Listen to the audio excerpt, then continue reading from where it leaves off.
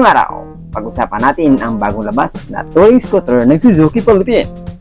Ito nga ay ang Suzuki Bergman 1.5 o Bergman 150. Sa mga feeling kritiko at enthusiast dyan, ito ang pinagbigyan ng hiling ninyo at mga komento ukol sa fast motorcycle, which is ang Bergman 125. It's DJ.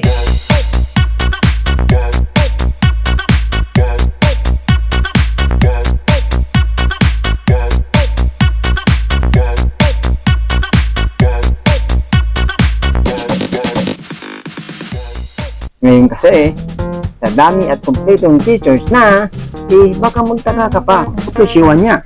Pero sabihin ko muna sa inyo ang nakalap na mga detalye ukol sa motor na ito.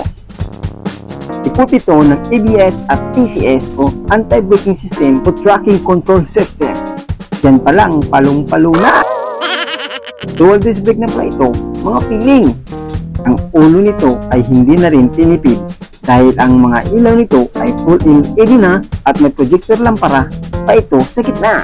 Ang face pala nito ay inspired daw sa Hadoken Hayabusa pala yung pinaka mabilis na sports bike ng Suzuki.